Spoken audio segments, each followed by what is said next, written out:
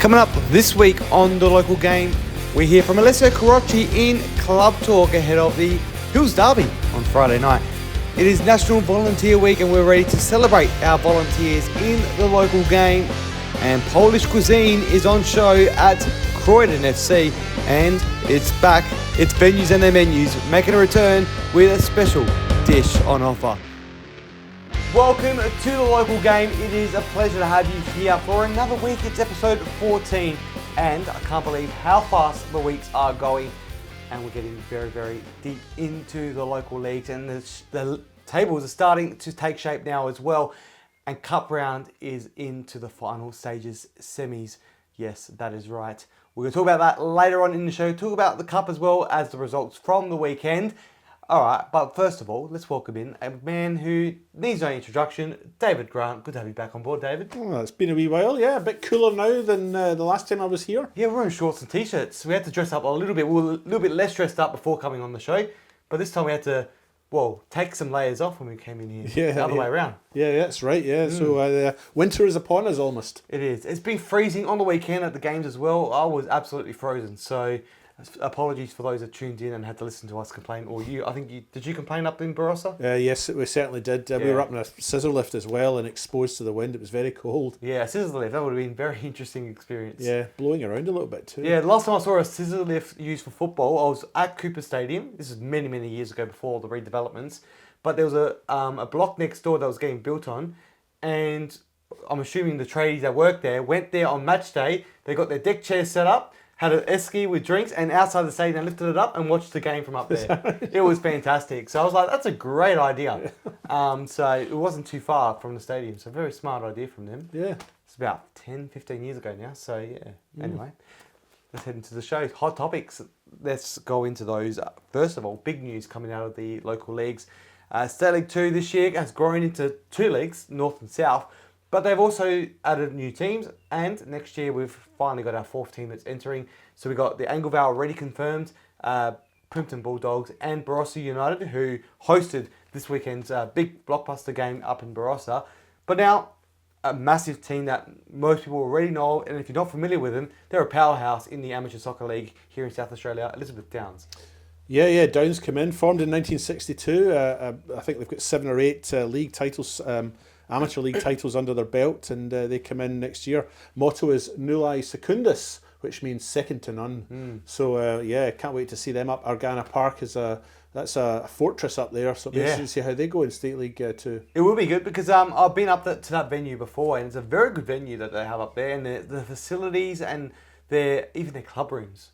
So much history already up there. So to see this club enter into State League 2 is going to be awesome, and I think they might do what Salisbury Inter are doing right now as well, which they're flying at the moment, Salisbury Inter. So good example of what we could see here with Elizabeth Downs. But the history they're bringing into this league now, it's almost as rich as some of the other clubs that we already have in NPL. Say like Playford, like their rich history they've got there. We're going to have these clubs coming in, so it's good to see that already built. Yeah, and don't forget they're coming in from the Amateur League Division 1. Yeah, these clubs on Sunday, which is a strong league as well. Yeah, and these teams that come in this year have mostly come from Division 2, so next level above. So I think they'll do all right in State League 2. Yeah, and at the moment as well, they're very strong. They're at the top end of the table as well. They've won the last few years, so they're not just they're a very strong side. They've got this year they're in a rebuilding phase as well. So it'll be interesting to see if they're going to keep their team there or they're going to just move their team from the from the Sassel over to the State League, or do what Inter did and have 2 teams, one in amateurs and one in the. There's so many options these days, isn't there? Yeah, that's right. I guess it comes down to numbers. If they've got the player numbers and the quality, then they would maybe leave a team in the amateur league as well. Yeah, and then Barossa as well coming in. We'll talk about that quickly as well. You had the game up there on the weekend. Brand new facilities there that they've launched, which billions of dollars got invested into it. What do you make of it? I didn't get the opportunity to go up, but how do you find the new facility up there? Look, I was very impressed. They have a big supporter base. There was a lot of people there from the club itself, and that was great to see as well. For some reason, I felt the pitch was quite short. Certainly, its width seemed correct, but it seemed quite a short park. So, and it was very blowy and very cold, but a great little venue, great atmosphere, and the locals seem to get right behind it. Yeah, it'd be good to see, and I'm looking forward to seeing how they go next year as well. They're very excited to come in. They got a bit of a rich history as well, so Barossa United. They're from the amateur side as well. So another Sassel team coming in. And they've got juniors and women's sides as well, which is good to see clubs that have both those sides coming in to extend their footballing. Yeah. I'd actually coached up there. I didn't realise until I got there. Oh, really? Yeah. I coached junior girls up there in the old when I was at the Hawks. Yeah. So the ground was familiar to me when I got there. And it's in Nuri Upda. A lot of people. It's hard to when you hear Barossa, you don't know where it is exactly. Nuri Upda, not far from Penfolds as well. I think it's just literally down the road from Penfolds. Yeah, so. just next town along from Anguston. That's the way I come in. Yeah. Tanunda if you're coming from the south, Anguston if you're coming from the sort of eastern side. Yeah. So I can't wait to head up there because I didn't realise how close it was to Penfolds. It was great. So. It was great, and they had a little VIP section when we were there, and they had all of the VIPs penned in behind this little picket fence. Were you in the VIPs? No, they wouldn't let me in. No, you're on the scissor lift. Anyway, as high up away from everyone as possible. Yes, that's right. Yeah. Put him up there. Anyway, let's move into the next one as well. Talking about some special VIPs this week. There's an event happening this weekend, but we're going to touch on some other events happening around South Australia. If you want to put like you've already got your tie on. I have, yes. Yeah. I've come from my day job, so. Yeah. Well, that's I don't have a day job, so.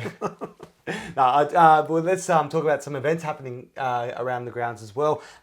This weekend, Ladies' Day. This is a Sassel side as well. The Croydon Cougars, in the amateur soccer leagues. They've got a Ladies' Day, which they do. They've done it the last couple of years, and a familiar face is going to be down there. If you were at the grand final show last year, you would have seen him a little bit on the show as well. But if you were in the audience, you would have seen him. Tommy Tequila as a local DJ. Oh, he's magnificent. Yeah, he does some good tunes. Yeah. Hopefully we'll hear him again this year. We'll see. We'll stay tuned to that. But Ladies' Day is happening down there. They've got a great day, $30 Prosecco on arrival. And you get to watch local football as well. Their A's and B's playing, and Tommy Tequila on the decks. What more could a lady ask for? I know. So it's good to see clubs like that, even on the amateur sides, doing some things for their community and also for the women. And it's good to see because it's a very family-orientated club, and a lot of these clubs are built upon that, which is good to see. Yeah. I know Croydon Cougars well. I played against them many times over the years, and that's great. A great initiative, and hopefully the place gets as busy and popular, and they do it again. Yeah, hopefully so. And I know there's a lot of couples we see, like with Matt Halliday. Him and his wife play up the Summit, FC Summit. So it's a cool thing. You and your daughter play at FC Summit. Yep. So, or do you train there? I train there. Yeah, I haven't played yet. The knees can't take it. But these amateur clubs are really good for that. So there's a lot of that there as well, which is the men and women on both sides. They go and spend the day out together. Yeah. So, just on that note, FC Summit did a stillbirth commemorative day last week or the week before, which was really nice as well. And obviously, that was a really nice move, and obviously very popular at the time. And also some other clubs just wanting to celebrate things as well. We got Metro United. They've announced their 20-year anniversary gala dinner. Or it's more of a laid-back thing tonight. I can't wait. I'm going to be hosting it, so I'm looking forward to it. And you've got to wear a little bit of gold. So I've got to look for a nice little piece of gold. I can maybe get a nice tie. Yeah, maybe get something done with your teeth. Oh, gold tooth. Yeah. Yes, I like that. That's a good idea. That'd be a nice touch. Yes. Also, Modbury Jets, the 60th anniversary. That's a big one in July. So they're only a week apart from each other. I'll be hosting that as well, so I'm looking forward to that. So sorry, guys, if you want to get a little bit less of me. But I'm very honoured, actually, to be hosting these events because I know how important these are to recognise clubs in their history. So to be asked to be a part of that means a lot to me as well. Yeah, good on you, Johnny. It's flattering and you deserve it. Good on you. Yes, so, and one I'm not hosting yet, but is Metro Stars. They got a 30th anniversary, but Michael Perroni's hosting it, and he's a lovely bloke. So I'm looking forward to seeing their nights. I love how clubs really put a lot of effort into these nights. So they're celebrating 30 years this year as well. Yeah, that's good. Yeah, started out as North Eastern Metro Knights, I think, didn't they? Yes. Yes, I did. In the amateur leagues, and then came up through the ranks. Yeah. So that will be another good night as well. So if you're just a supporter and want to go out to these events, you love big events, everyone's welcome if you want to celebrate those. So all three of those events happening. I think Croydon FC, Croydon are going to be doing theirs at the end of the year as well, 75-year anniversary. So they haven't announced details yet, but another club. So and also Adelaide City, the Black and White Gala Ball happening at the end of the month. And you can win that Fiat as well, the one that's been at the games. I've seen that. Yeah, that's pretty cool, that little thing. Yeah, so there you go. And let's move in because these people behind the scenes putting them together are volunteers. And how great is it? This week is Volunteer Week, National Volunteer Week. I love it. It's a great time to recognise people, isn't it? It is, absolutely. And, without blowing our own trumpet, a lot of the stuff we do is voluntary as well. So it's a bit of acknowledgement for ourselves and all of the other people who work in kitchens and look after grounds and do maintenance work Big and shout so out on. for those in kitchens. You got a segment on that coming up, haven't you? Yeah, venues and their menus, yes. Yeah. But you're right. They put a lot of hard work in it. And I've been to games early and I've seen what they do, the hard work, painting the lines, something simple as that. You don't realise it. Moving the goals and just all that stuff that happens pre-game day as well. So it's a lot of work goes into it, and the meetings and the weekly things and the training sessions. So all volunteers, and it's a way to celebrate them. Yeah, I mean we don't have the game without volunteers, really, do we? And there is a topic as well. People say it shouldn't be a week thing. It should be a yearly, like an everyday occasion where we just recognise our volunteers. However, I think it's great to have a week, not to just, this is the only opportunity to thank them, but I see it as a week to educate people on what volunteers do and how important they are and how important it is to volunteer. I've volunteered many, many years. I've volunteered more than I've actually worked in not only soccer, but also in baseball. Didn't even watch a second of baseball before volunteering there. I worked in all different roles, escorting people to their seats, ticketing, event management, up in the media box, everything. It was great. And I did one season just to do some MC work with them, and then I fell in love with it, and I just wanted to keep volunteering until I couldn't anymore. And then up in community radio. So it's great, not only in football, but I think you give back. And I learnt that because I worked with volunteers in one of my first jobs at a hospital. I worked in a cafe. So I think working with 70, 80-year-old volunteers, that really taught me what it means. So I think just talking to people that volunteer, you really understand what it means to them. So I think it's educating people on that. I think it's what this week should be about as well. Yeah, we're not going to lose you to baseball, are we? No. It's all good. Okay. But I did love it. It's just real. I just think it's a good thing just to recognise that volunteering means a lot more than just thanking them. Like there's a lot more to it, I think, and you got to understand it's people's outlet as well that they come to, and they don't need to do it. They've got their full-time jobs as well, some of them, or they're retired and they've got family, so it's a lot more to it. So I think this is a great week to really celebrate them and remember how important these volunteers are and any volunteering role is. And if you do have a full-time job, it is good to just do it out there as well. If you ever get a chance, or one day later on. Yeah, absolutely. One day I'll definitely get back into it as well, because it's very rewarding. It is very rewarding, yeah.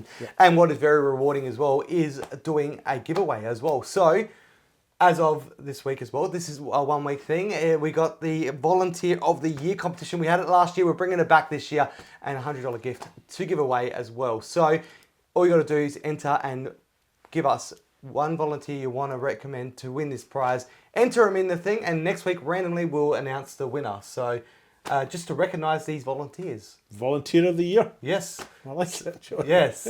Well, another way to remember them. Yeah, absolutely, yeah. So get your nominations in. Absolutely. Details are on the bottom right now, so definitely do that at the website, thelocalgame.com.au, and let's head into Club Talk. It's a man, you know him very, very well. He's normally in your seat, David. But the hot seat. Yes, the hot seat. Now he's behind the hot mic down at Mount Barker United. Who is it? He's the hottest player down in Mount Barker, Alessio Carrocci. Here he is with Club Talk. Welcome to the summit for training tonight. The local game, Club Talk. It's a nice and chilly one up here in the summit as well, so hopefully we've got some hot questions to ask. We've got a couple of Barker boys here. I want to ask you two, because you've experienced some Hills derbies, and you experiencing your first this week. What's your favourite Hills derby moment? When I had to get 11 stitches and subbed off the game because they put a stud in my knee. And you, Oscar? I don't think I've won one yet, eh?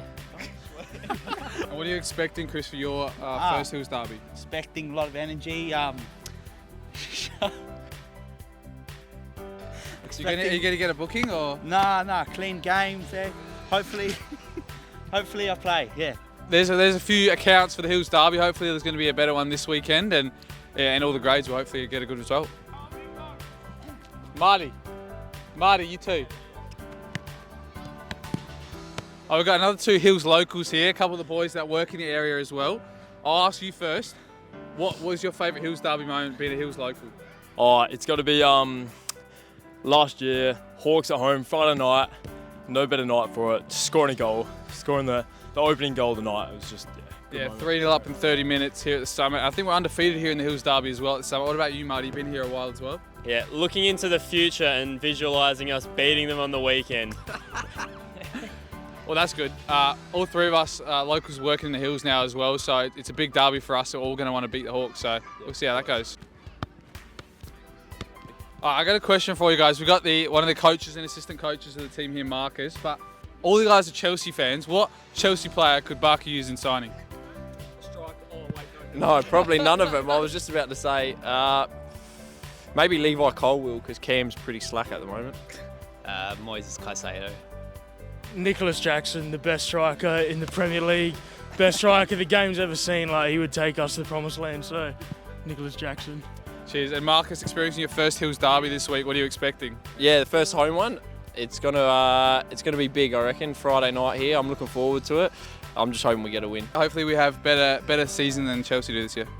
Well, I mean, the Champions League spot at the moment, so not too bad. Next up, we've got all the 3 Searle brothers at the club. All played in various grades at the club. All played here for quite a while. I want to ask, who's got the better celebration out of you 3? I don't score. Matthew. Me. I think Crouchy's got the best celebration. He does the robot, don't you? He does backflips. No. Go on, show us the robot. Show us the robot. Go on then. Also, another question asked: has any of you guys scored against the Hawks? I haven't scored.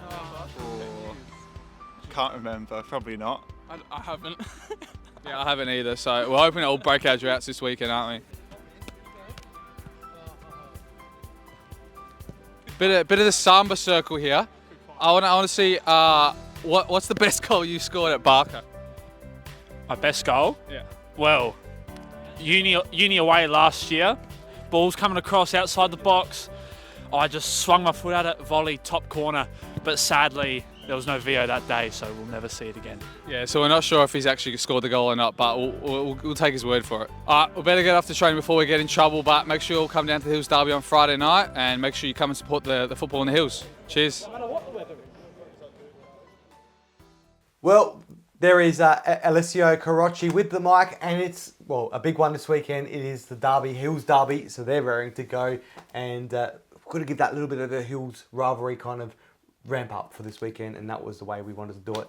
They're looking forward to it. Have you got a prediction for the result in the Hills Derby, John? It's actually going to be very close, but see how it goes, because the Hawks played earlier in the week, so coming into this game, are they going to be able to get fit in time for a Friday night fixture after playing Tuesday? It's only a few week turnaround. We'll see what happens. Yeah. So you're avoiding the prediction thing. That's okay. Now, let's say Mount Barker at home. They're going to want to win. They came early goal against Eastern United, so I reckon they may be close. You go for Mount Barker?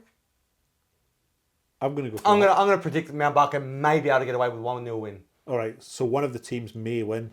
Yeah, but a 1-0 win maybe to Mount Barker. Anyway, let's go to a break. On the other side, we are venues and the menus, and it's a good one.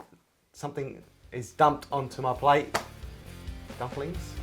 Don't go anywhere, it's a local game.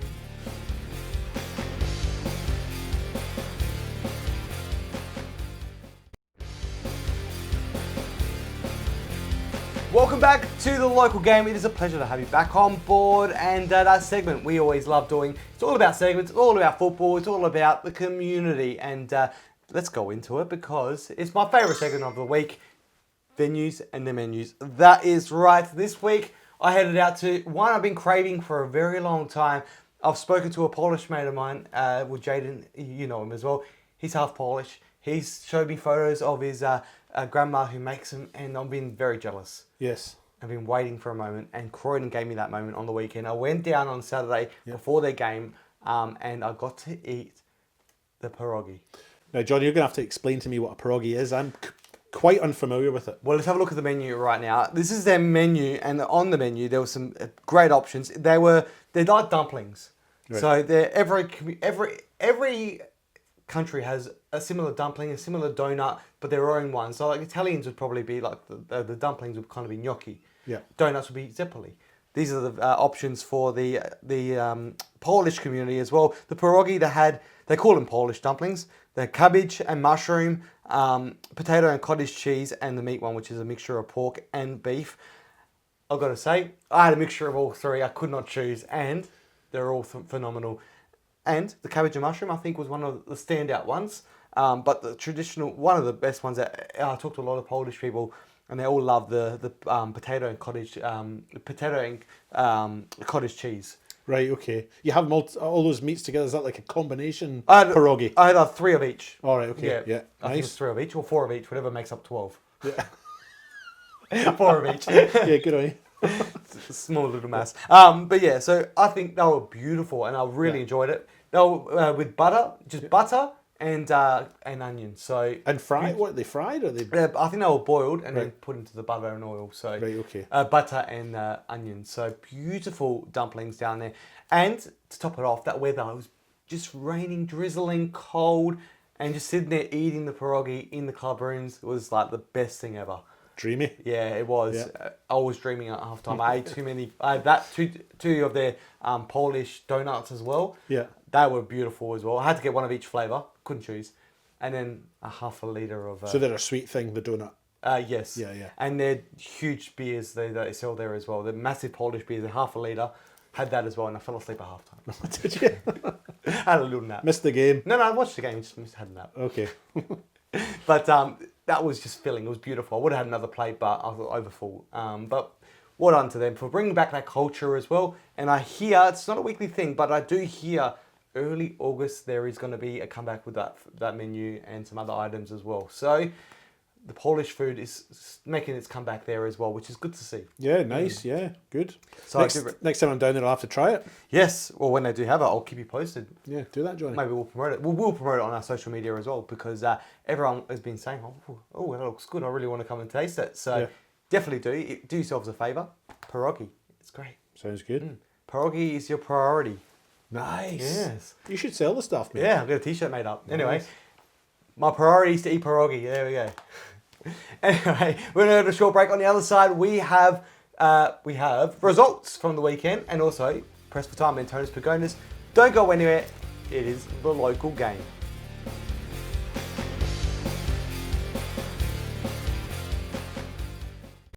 Your time is now.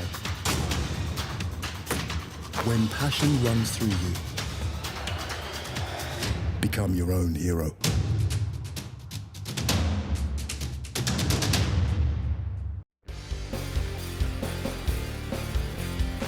Welcome back to the local game. It is getting to the final parts now. Coming up later on is press for time. But right now, it's time to talk about results from the weekend. And there were some big ones as well. Heading into the NPL, first of all, an outlier. They've won 8 out of the last 9 games across Cup and League. Belgrade. Yep. FK Belgrade. They're second on the ladder at the moment going into this round. Massive for them. And Adrian Deloyer's side, mate, I don't know if anyone would have predicted the way that they've gone about it ever since losing against Raiders. Yeah, so a number of weeks ago they were bottom of the table. Then they had that win at home against Metro Stars, and their season's just turned round. I think they've only lost 1 of their last 6 or 7, or maybe even 8 in the league. Yeah, in the league. So going into this game, a win would take them into second, with Adelaide City still having a game in hand. Adelaide City, of course, lost that game in hand up in the Barossa the following day. So FK Beograd sits second on the ladder. Yeah. Behind the team they've already beaten once this year, so it's an amazing turnaround. Yeah, so behind Metro Stars, that ladder is starting to look very interesting at the moment. It's very, very close as well. But down the bottom, a surprise I'd say is Raiders. We never expected, but they're having goalkeeper issues at the moment. Injuries, which is very disappointing to see for them. But with Jets and Berkala both winning, it's pushed them down to the bottom by 2 points. Well, that's it. Jets and Berkala both had a win this weekend, and that's dropped Adelaide Croatia Raiders down to bottom. A place they wouldn't want to be at all, and nobody wants to be there. So they're going to try and turn it around if they're going to try and get themselves back up the ladder and get out those bottom 2 spots. Yeah, absolutely. And talking about some surprising ones as well, is in the State League 1, something huge happened on the weekend. Sturt, who we thought were unbeatable, are beatable. Blue Eagles. They're fallible after all. Yeah, they went 1-0 up and ended up losing that game 3-1. So a massive result there in State League One. Start unbeaten to this point and really smashing everything out of their way. And up come Blue Eagles and beat them 3-1. So a huge result in State League One.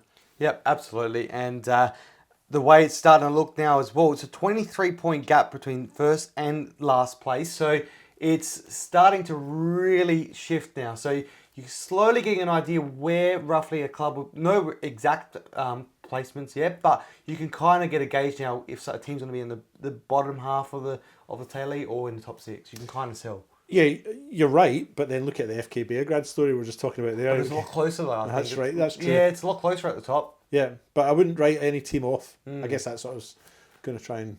Yeah, no, true, absolutely true. But the gap is starting to really spread out there. Yeah, the big stretch. Yeah, it's a big stretch. It's like a big mozzarella ball, stretching it out. So back to the food. Yeah, back to the food. Everything's a food analogy, isn't it?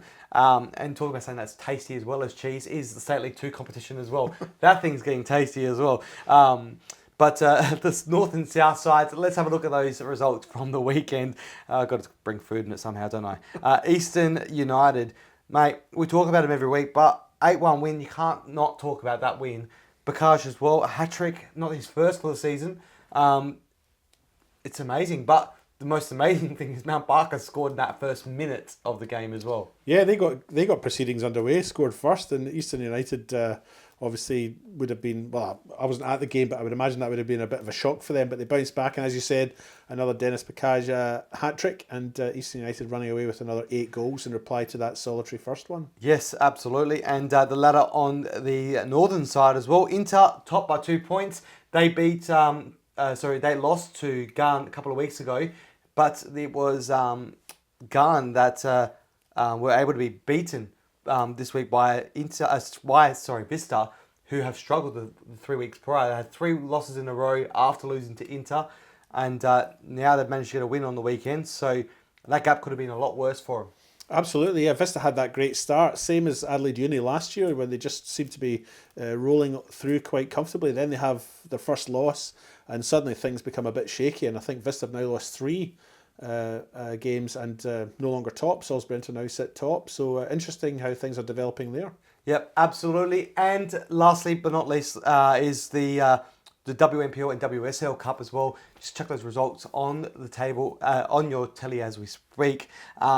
Nothing really standoutish with these results. Standoutish a word?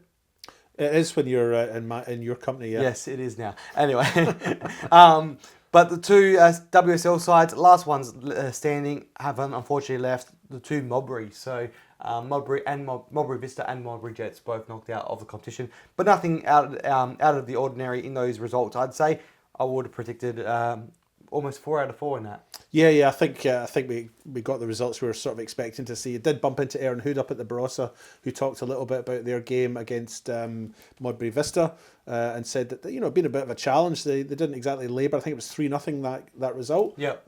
But interesting to see that Vista were able to at least compete for most of that game against an Inter side that are doing okay in the WNPL. Yeah, and a big shout out to Modbury Jets for scoring against West Adelaide as well. Yes. No mean feat.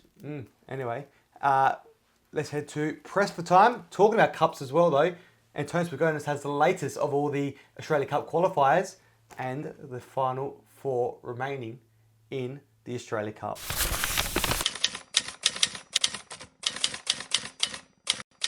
Johnny, just 4 teams left in the Federation Cup. We know Comets beat Bracala last week.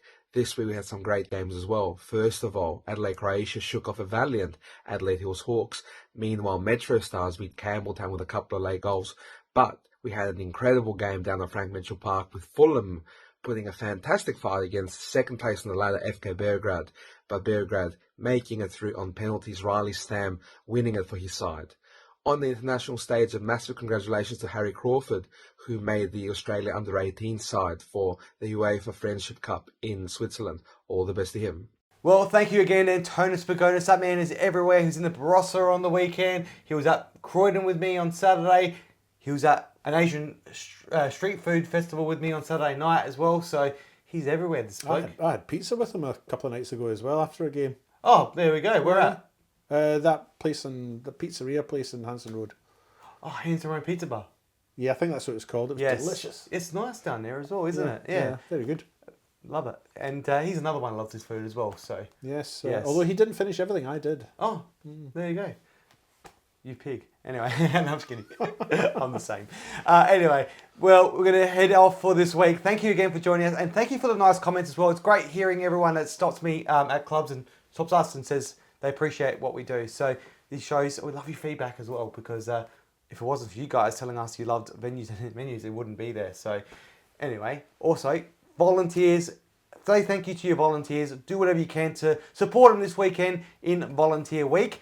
And don't forget, down below, enter now to win them a prize. All thanks to us here at the local game. We want to celebrate our volunteers, and we'll announce the winner of the Volunteer of the Year competition next week on the local game. And get voting and get entering right now, and we'll pick the winner next week. David, have a great weekend. Enjoy your time, and see you at a couple of games, I'm sure. Yes, you too, Johnny, and look forward to seeing you around the traps. Yes, absolutely. See you all next week. That is the local game. Cheers, buddy. Cheers, mate. I love what you've done with your hair. You too. Thanks. Very good. Yeah.